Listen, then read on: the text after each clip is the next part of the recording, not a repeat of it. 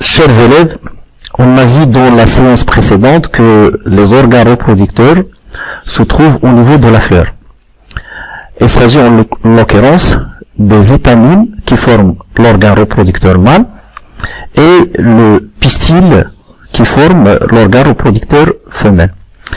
Maintenant, dans cette deuxième séance, on va étudier les points suivants. L'organisation de l'organe reproducteur mâle, c'est-à-dire les étamines, et comment se fait la formation des graines de pollen. Et puis on va étudier l'organisation de l'organe reproducteur femelle, qui est le pistil, et bien sûr la formation des sacs embryonnaires. Tout d'abord, on va commencer par l'étude de l'organisation de l'étamine qui forme l'organe reproducteur mâle.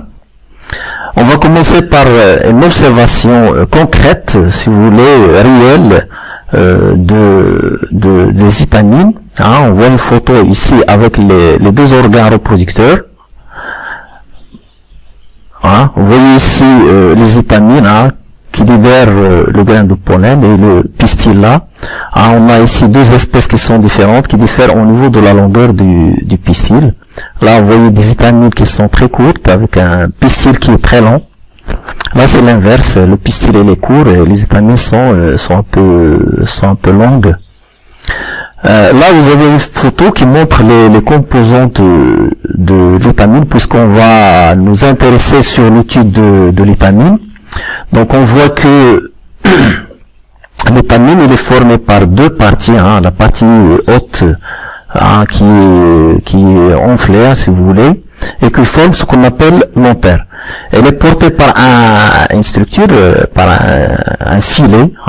Donc, d'une façon générale, l'étamine est formée par deux parties, l'antère et le filet.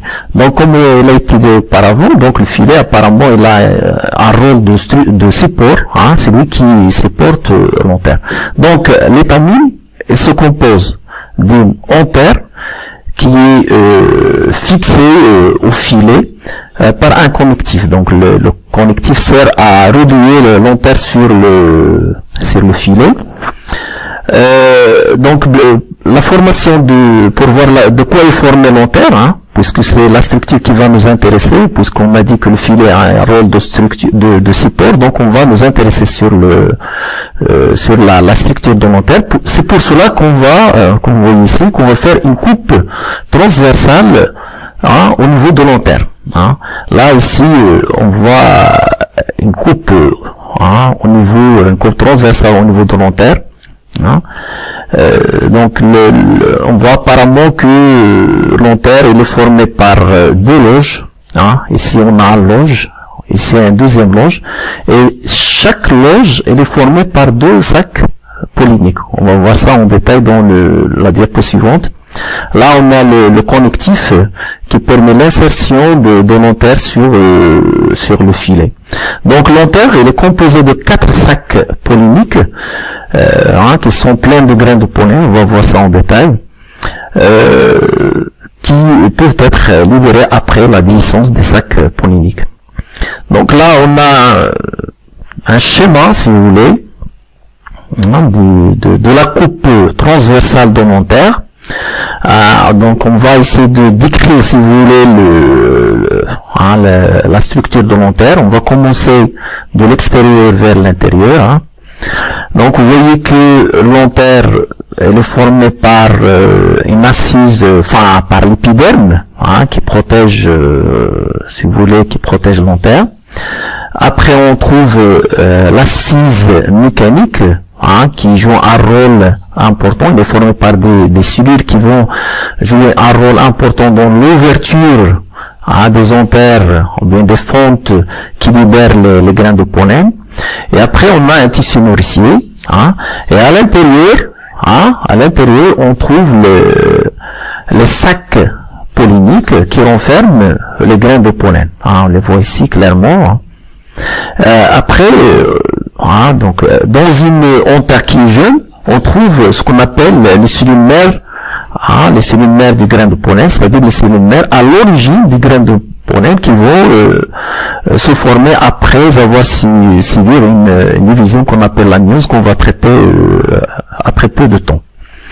On voit ici également le connectif dont on a parlé tout à l'heure et qui sert également, en plus de rôle de support, ou bien le maintien de l'antère sur le filet. Il contient également des vaisseaux cribrovasculaires qui jouent le rôle dans l'apport des éléments nutritifs pour l'antère et pour la croissance des grains de pollen. Là, on a un sillon qui, si vous voulez, divise un petit peu l'antère en deux parties, en deux loges. Et ici, on a la future fente de déhiscence, c'est-à-dire l'ouverture par où les grains de pollen vont être libérés. Maintenant, on va voir notre une coupe de l'antère, mais elle est un peu schématique. À la différence de la première, c'est qu'on a ici une antère qui est mûre, c'est-à-dire à maturité. Donc on voit ici les fentes de déhiscence qui sont ouvertes et qui permettent la libération des grains de pollen. Bien sûr, le grain de pollen qu'on va voir tout à l'heure, il forme ce qu'on appelle le gamétophyte mâle, qui contient bien sûr la cellule reproductrice mâle. Donc, puisque l'antère renferme des grains de pollen, donc on va s'intéresser à l'étude du grain de pollen. Donc là, on a un schéma, si vous voulez, du grain de pollen. Donc, de la même façon, on va faire une description des grains de pollen en allant de l'extérieur vers l'intérieur. On a une paroi qui est formée par ce qu'on appelle l'exine à l'extérieur, et puis l'intime. Il faut noter ici que l'exine présente une ornementation, comme on le voit ici. C'est très important pour certaines espèces. Dans le transport de grains de pollen, on va le voir après. Il joue un rôle également dans on peut utiliser cette structure, le type de l'ornementation dans le fraude du miel, par exemple, peut déterminer l'origine du miel, c'est-à-dire là où les abeilles ont butiné à partir de ces ornementations. Donc après on trouve à l'intérieur, on voit deux noyaux.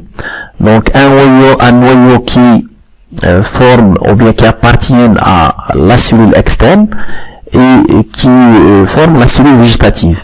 Et là un noyau qui est à l'intérieur d'une cellule qui se trouve interne dans la cellule végétative et forme ce qu'on appelle la cellule reproductrice. Donc globalement, on peut dire que le grain de pollen est formé par deux cellules, une cellule végétative, comme on la voit ici, avec l'intime et l'exine, et une cellule reproductrice qui est à l'intérieur de la cellule végétative.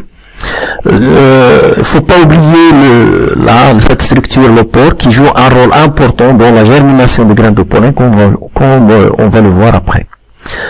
Donc en résumé, le grain de pollen est une structure entourée de deux membranes, l'intime et l'exine.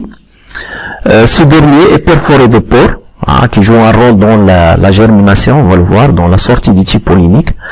Le grain de pollen, il est formé de deux cellules, une cellule de grande taille, c'est la cellule végétative, et à l'intérieur de laquelle se trouve la cellule qu'on appelle la cellule génératrice ou reproductrice. Donc cette dernière qui donne les entérozoïdes ou bien les gamètes mâles. Donc là il faut un chapeau, on a oublié de mettre un chapeau ici. Donc on peut considérer que le grain de pollen est un gamétophyte mâle, puisque c'est lui qui renferme le gamète mâle, qui produit le gamète mâle. Donc on peut le considérer comme un gamétophyte mâle, mais qui est très réduit, à la différence du gamétophyte qu'on va voir chez les plantes sans fleurs. Donc l'étamine est l'organe mâle de la reproduction chez les angiospermes et se compose d'un filet et d'une antère au sommet. L'antère elle est formée de deux loges renfermant chacune deux sacs polliniques contenant des cellules mères de grains de pollen dans les antères jeunes. Après maturité, bien sûr, on va plus trouver de cellules mères de grains de pollen, mais on va trouver des grains de pollen dans les antères matures. Les 4 sacs polliniques à maturité libèrent les graines de pollen suite à l'ouverture des fonds de déhiscence. Tout ça, on l'a déjà noté au niveau des schémas, on l'a déjà décrit. Donc le pollen forme l'élément fécondant mâle de la fleur. Le grain de pollen, elle est formé de 2 cellules, une de grande taille dite cellule végétative, au sein de laquelle se trouve une petite cellule dite cellule reproductrice ou bien génératrice. C'est cette dernière qui va donner les entérozoïdes ou bien les gamètes mâles, toujours là, au fond un chapeau. Hein. Donc, on peut considérer le grain de pollen comme un gamétophyte mâle. Donc, maintenant, on va voir comment se forme le grain de pollen. Avant de parler sur avant d'étudier la formation des grains de pollen, il est important de rappeler certaines notions de la myose et de la mitose. Donc la myose et la mitose, ce sont 2 types de structures qui sont différentes au niveau de leur rôle. On a la mitose, comme on le voit ici, on a une cellule mère à 2 chromosomes. On peut l'appeler cellule diploïde puisqu'on a un nombre pair de chromosomes, c'est une cellule diploïde. On a schématisé ici une cellule avec deux chromosomes, 2 chromosomes simples. À titre de rappel, les chromosomes, il y a certains élèves qui n'ont pas étudié la génétique au niveau de l'enseignement collégien. Il faut rappeler que les chromosomes, ce sont le support de l'information génétique et qui sont responsables de l'apparition des caractères héréditaires. Le nombre de chromosomes diffère selon les espèces, c'est très important. Par exemple, chez l'homme, on a 46 chromosomes qui sont groupés en 23 paires. Là, pour faciliter l'étude, on va travailler sur une paire de chromosomes pour ne pas encombrer le schéma. Donc, on va travailler uniquement sur une paire de chromosomes. Donc, avant que la cellule subisse une division mitotique, c'est-à-dire avant qu'il subisse une mitose, donc les chromosomes, comme on le voit ici, vont se dupliquer. Donc on va citer un phénomène de duplication des chromosomes, c'est-à-dire chaque chromosome sera formé par deux filaments ou bien 2 chromatides. Donc on parle de chromosomes dupliqués. Après la division mitotique, comme on le voit ici, on va avoir 2 cellules qui ont le même patrimoine génétique ou bien le même nombre de chromosomes que la cellule mère. Et par la suite, on peut dire que la mitose, c'est une division conservatrice, si vous voulez, c'est-à-dire qu'à partir d'une cellule mère, on peut avoir 2 cellules filles qui ont le même nombre de chromosomes que la cellule mère. Vous voyez, là, vous voyez un chromosome noir et blanc, là, un chromosome noir et blanc. De même ici, au niveau de l'autre cellule fille, un chromosome noir et blanc. Donc, ils ont le même patrimoine génétique, la même information génétique. Donc, et par la suite, on peut déduire que le rôle de la mitose, à partir de ce schéma, c'est la multiplication cellulaire, avec la conservation de l'information génétique. Donc, à chaque fois, où l'être vivant a besoin de multiplier les cellules, d'accroître le nombre de cellules, et recourt au phénomène de la mitose. Donc là, on a dit c'est une filles diploïde à 2e chromosome. Donc c'est une mitose conservatrice. Donc à la différence de la mitose, on a un autre type de division. Il s'agit en l'occurrence de la myose. On voit que le rôle de la myose c'est tout à fait différent de la mitose. Donc on voit ici au niveau des schémas une cellule mère, c'est comme le cas précédent, une cellule mère à 2 chromosomes. Pour faciliter la représentation, on a représenté uniquement une paire de chromosomes. Donc cette cellule va subir deux divisions successives. Voilà. Donc avant que la cellule entame la division, il y a, comme il a été dit auparavant lors de la mitose, une duplication des chromosomes. Donc, quel que soit le type de division, quelle soit mitose ou myose, on a toujours une duplication du chromosome. Donc, on parle de chromosomes qui sont simples, et on va voir des chromosomes qui sont dupliqués. On le voit ici, donc on a ici un chromosome simple noir, on a ici un seul chromosome noir, mais qui est dupliqué. De même là, on a un chromosome blanc simple, mais ici on a un chromosome blanc qui est dupliqué. Donc on a ici deux chromosomes mais qui sont dupliqués. C'est pas quatre chromosomes, mais deux chromosomes qui sont dupliqués, c'est-à-dire qui sont doublés. Donc comme je dis, comme on le voit sur le schéma, donc au cours de la myose, la cellule mère qui a dupliqué ces chromosomes va subir deux divisions. On a une première division réductionnelle. Pourquoi on l'appelle réductionnelle? Tout simplement parce qu'il est réduit, le nombre de chromosomes est réduit en deux. Là, vous voyez qu'il a gardé le même nombre de chromosomes. Là, on a réduit le nombre de chromosomes. Et par la suite, on aura deux cellules filles avec un seul chromosome, mais qui est dupliqué. On le voit ici, qui est dupliqué, c'est pas simple. Après quoi, puisque les chromosomes restent dupliqués, donc il est nécessaire que la cellule subit une autre division pour avoir enfin des chromosomes qui sont simples. D'où le rôle, ou bien d'où l'intervention de la deuxième division qu'on appelle la division équationnelle. En fin de compte, on va avoir 4 cellules, c'est normal. 4 cellules qui sont haploïdes, voilà, 1, 2, 3 et 4 cellules, mais qui sont des cellules haploïdes, c'est-à-dire à un chromosome. On est parti d'une cellule mère à 2 chromosomes. Ici, on va avoir des cellules filles, 4 cellules filles, mais avec un seul chromosome. Comme je disais, on a travaillé avec deux chromosomes pour ne pas encombrer le schéma.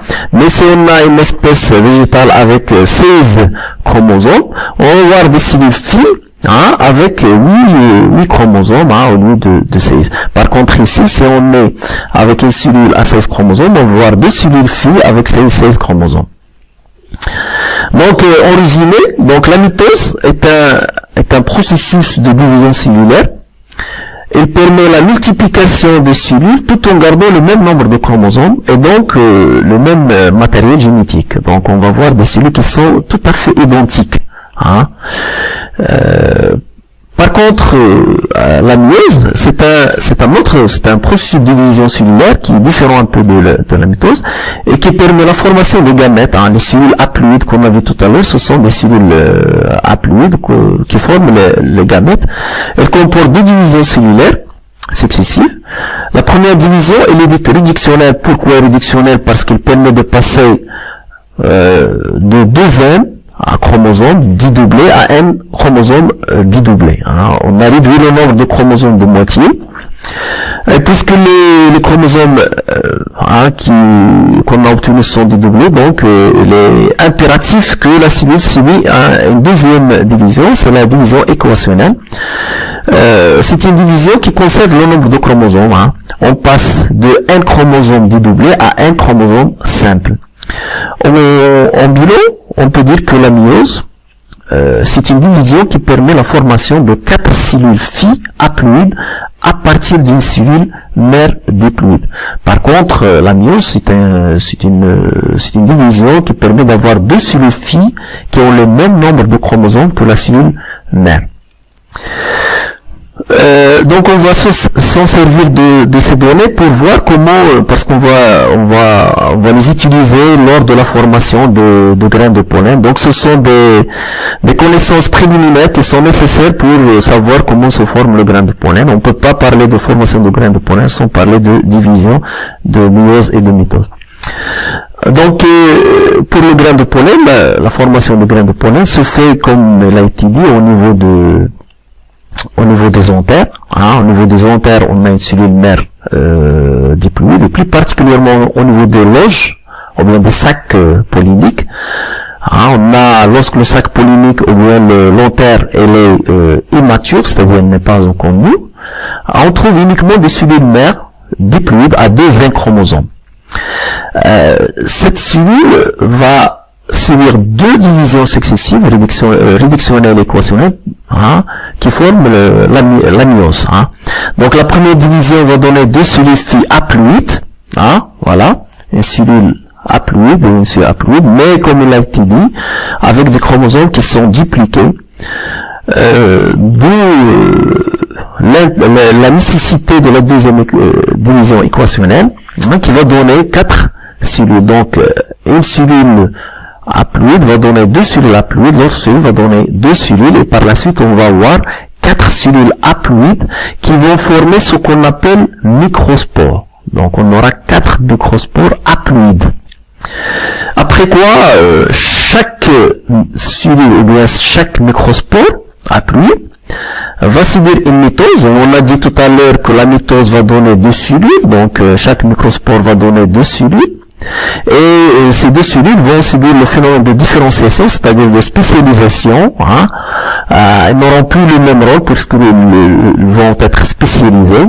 Et on va voir 2 cellules, hein, une cellule reproductrice qui est enfermée ou bien contenue dans la cellule végétative et qui vont former le grain de pollen.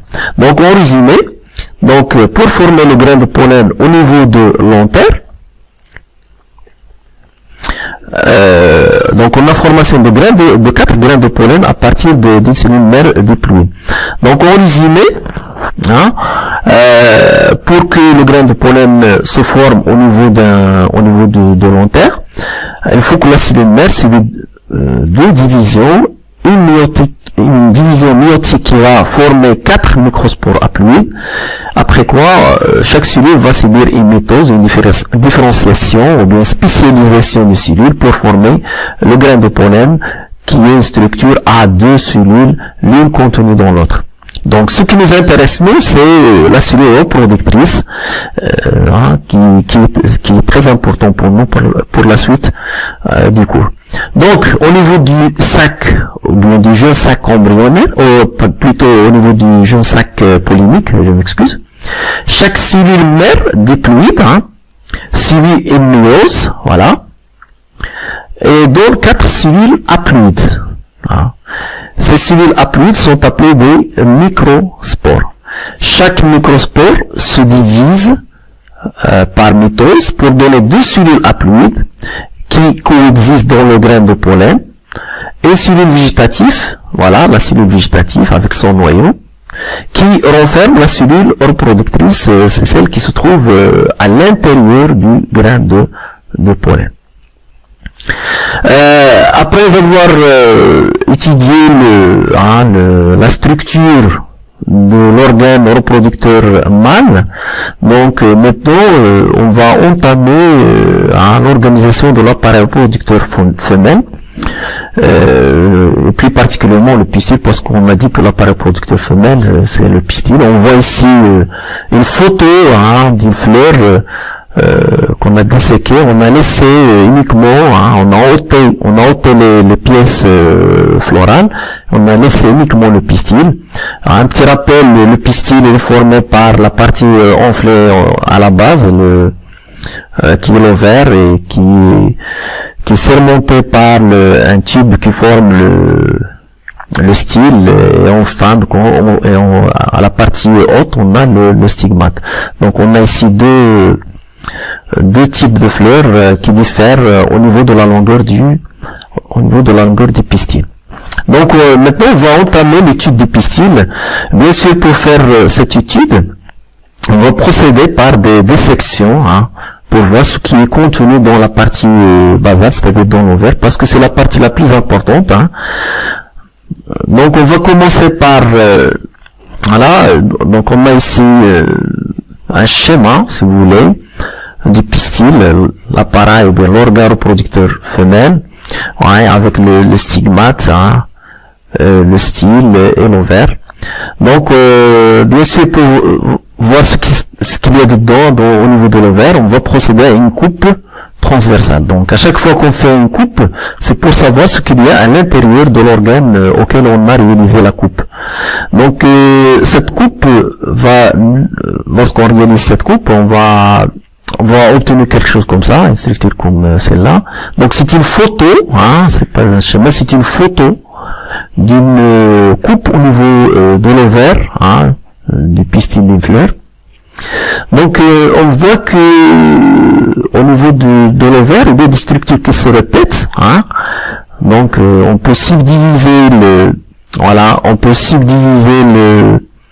l'ovaire en des structures, hein, qu'on appelle des carpelles, voilà.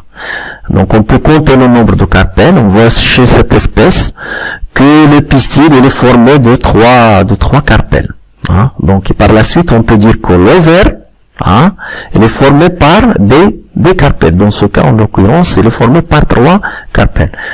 Bien sûr, le nombre de carpelles, on a déjà dit ça, hein, qu'il diffère selon les espèces. Maintenant, on va voir au sein du carpelle, on va voir au sein du carpelle ce qu'il y a, hein. Donc, on trouve 2 structures, hein, on les voit ici, hein, qu'on appelle les ovules. Ah, vous voyez ça, 2 ovules, mais en fait, on peut trouver plus que 2. Ah, au niveau de la coupe, il me paraît 2, mais il peut y avoir des ovules au-dessus ou bien au-dessous. Hein.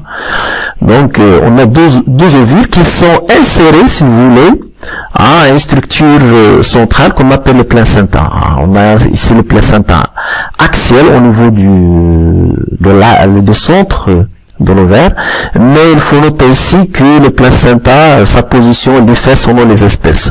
Toutes les espèces n'ont pas le même placenta axial ou bien central comme ça.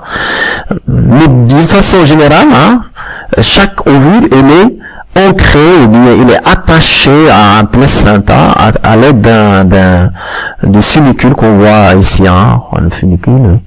Donc le funicule, c'est la structure qui permet de rattacher l'ovule au placenta. Donc on va maintenant s'intéresser, donc on a étudié l'ovaire, on a trouvé que l'ovaire est formé par des carpelles. Maintenant on a vu que le carpelle est formé par des ovules. Maintenant on va s'intéresser à l'étude de l'ovule. Donc bien sûr là c'est une observation à la loupe, c'est une observation à la loupe. Maintenant, pour voir bien sûr les détails de ce qui se trouve au sein de l'ovule, on va réaliser une coupe au niveau de l'ovule, ce qui nous donne la photo C. Voilà, on voit ici les deux structures, deux ovules. Donc on a une ovule et une autre. Donc c'est l'ovule, donc il faut faire très attention à ne pas confondre l'ovule avec l'ovule chez les animaux. Lorsqu'on parle d'ovule chez les animaux, c'est la cellule reproductrice ou bien le gamète femelle. Là, on voit que l'ovule est formé par un ensemble de cellules, donc on ne peut pas considérer l'ovule comme une gamète femelle. Donc c'est une structure formée par plusieurs cellules et on va voir ce qu'il y a dedans. Donc on va s'intéresser à la structure de l'ovule. Donc comme on a dit, donc l'ovule est formé par donc là on a un schéma de l'ovule, d'un ovule. Donc il est formé par des teguments, un tegument externe et un tegument interne. C'est ce qu'on voit ici. Et on a le funicule. Le funicule qui rattache, si vous voulez, l'ovule au placenta central ici, au placenta, donc rôle de connexion. Et dans la partie basse, si vous voulez, on voit une sorte d'ouverture qu'on appelle le micropyle. C'est une structure très importante, dont on va le voir après. Le micropyle. Et au sein de l'ovule, on trouve une structure qu'on appelle le sac embryonnaire. Donc on va voir au niveau de schéma E la structure des sacs embryonnaires, la composition des sacs embryonnaires. Donc au niveau du sac embryonnaire, comme on le voit ici, au niveau du schéma E, donc c'est quoi? C'est un ensemble de cellules. Donc trois cellules qui sont du côté opposé du micropyle, parce que là le sac embryonnaire c'est la même structure ici. Donc les micropyles sont des côtés opposés des les trois antipodes, si vous voulez, sont des côtés opposés des micropyles. Et on a deux noyaux de la cellule centrale, donc cette structure forme la structure centrale, et on a deux synergides et une cellule qu'on appelle l'oosphère. Oui, donc cette structure en entier forme ce qu'on appelle le sac embryonnaire.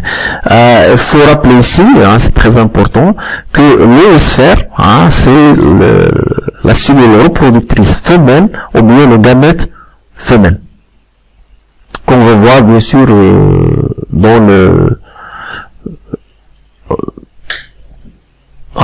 Donc en résumé, le pistil est l'appareil reproducteur femelle des fleurs. Elle est constituée de trois parties, le stigmate, le style et l'ovaire. L'ovaire est formé de carpelles, c'est déjà dit. Chaque carpelle contient des ovules, dont le nombre diffère selon les espèces. L'ovule contient à l'intérieur un tissu nutritif appelé le micelle, au centre duquel on trouve le sac embryonnaire qui contient le gamète femelle qu'on a appelé l'oosphère. Le gamète femelle chez les plantes, on l'appelle l'oosphère chez les zoospermes. Le micelle est entouré de tiguments qui forment une étroite ouverture qu'on appelle le micropyle. Donc le sac embryonnaire est composé de 7 cellules. Du côté du micropyle se trouve l'oosphère, c'est la structure ou bien la cellule qui nous intéresse, c'est l'oosphère, c'est-à-dire le gamète femelle. Elle est entourée de deux synergides, synergie ça veut dire deux cellules qui aident l'oosphère, deux synergides. Du côté opposé, on trouve trois antipodes et la cellule centrale qui est formée par deux noyaux. Donc maintenant on va voir comment se fait la formation des sacs embryonnaires. Donc comme on l'a vu tout à l'heure chez au niveau du sac pollinique, avec la formation des grains de pollen. Donc le sac embryonnaire, elle est formée à partir d'une cellule mère qui se trouve au niveau du micelle. Donc là, si vous voulez, on a l'ovule au niveau du micelle. Avant la formation lorsque l'ovule est immature, qui n'est pas encore mûr, on n'a pas cette structure, on a uniquement le micelle, tissu nourricier, qui donc à partir de cellules qui se trouve au niveau du micelle, qu'on va appeler cellule mère du sac embryonnaire parce que c'est celle qui va donner le sac embryonnaire ou bien qui va former le sac embryonnaire. Elle est bien sûr diploïde. Donc cette cellule, comme on le voit ici, va subir une myose. C'est déjà dit que la myose, c'est en fait un processus de deux divisions, une division réductionnelle, une division équationnelle. Donc là, on va voir la première division qui va donner deux cellules, et une deuxième division qui va donner, chaque cellule va donner deux cellules, et on va voir la formation de quatre cellules. Ces cellules, on va les appeler des macrospores. Il faut rappeler au niveau du sac pollinique, on a parlé de microspores. Là, on parle de macrospores. Macro, ça veut dire grand, de grande taille, macro. Donc des macrospores. On le voit sur, bien sûr, des macrospores, il faut rappeler que ce sont puisqu'ils sont issus de la myose, donc ce sont des cellules haploïdes, AM. Donc on est passé d'une cellule mère des sacs embryonnaires de Z, c'est-à-dire une cellule diploïde, à 4 cellules haploïdes à N chromosomes, c'est-à-dire on a une réduction du nombre de chromosomes de moitié.